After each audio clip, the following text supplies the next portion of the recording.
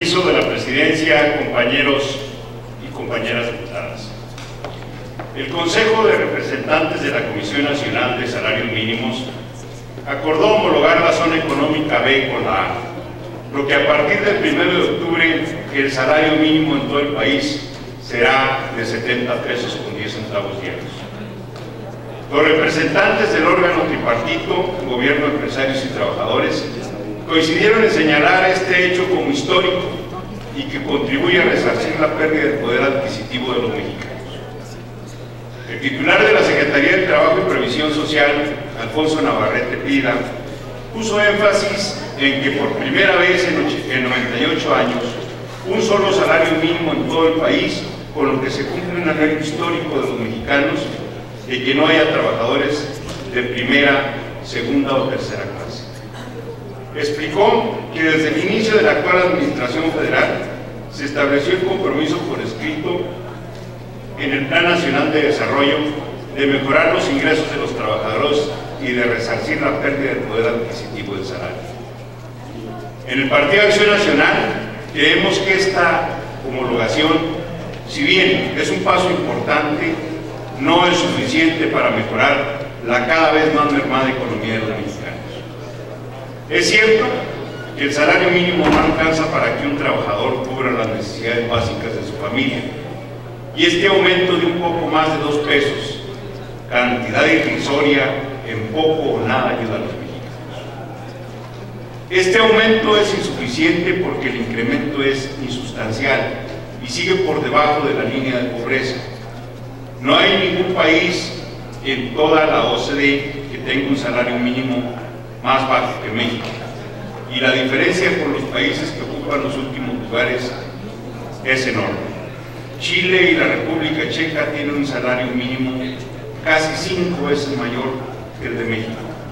A partir de 1981, a causa de la crisis económica y la inflación que probaron los regímenes de PRI, el salario mínimo en México ha perdido casi un 70% de valor adquisitivo. Creemos en Acción Nacional que debemos de seguir el rumbo que han adoptado otros países como Estados Unidos, el cual realizó una propuesta para subir el salario mínimo de 7 a 10 dólares la hora, de manera progresiva en 3 años, e indexarlo con la inflación para que no pierda su poder adquisitivo. Mientras que en México decimos el salario mínimo diario es de 4 dólares, en Estados Unidos decimos es un mínimo de 7 dólares por hora. Esa es la gran diferencia. Asimismo, es necesaria la desvinculación del salario como unidad de referencia en pagos de multas y servicios para garantizar que se fije conforme a los criterios establecidos por el Consejo de Evaluación de la Política de Desarrollo, ya que de no hacerlo, quienes se verán más afectados serán nuevamente la clase trabajadora.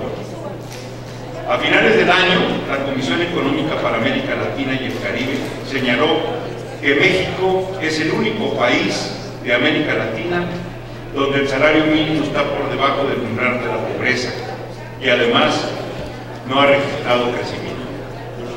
De igual manera, la Secretaría de la CEPAL detalló que en los últimos 10 años todos los países de América Latina, excepto México, han registrado un crecimiento en los salarios mínimos.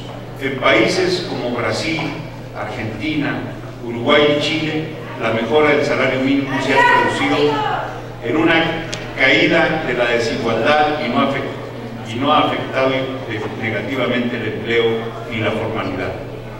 Ante esto, es urgente que el salario mínimo se establezca sobre una línea de bienestar basada en el valor de una canasta básica que tome en cuenta los hábitos y costumbres de las familias mexicanas, considere los cambios en la productividad, así como la capacidad de las empresas y de las unidades económicas.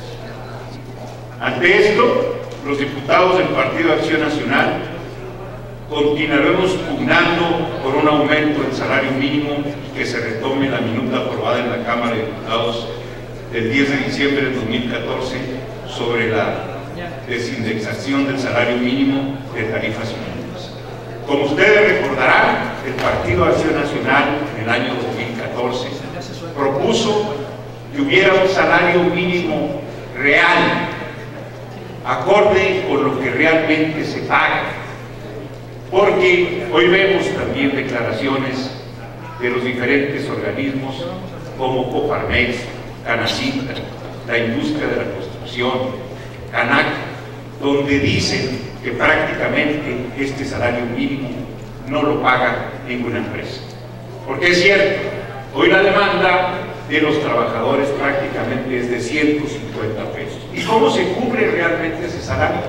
Pues se cubre con ayudas de transporte, con ayuda de despensa, y el día que llega la jubilación de sus trabajadores, o cuando desgraciadamente tienen una incapacidad temporal o definitiva, no se les compensa con lo que realmente ganaban. Sus cotizaciones en el Seguro Social no son acorde con lo que realmente ganan, sino con un salario mínimo existente. Un salario mínimo que es de burla. ¿Es cuánto, señores?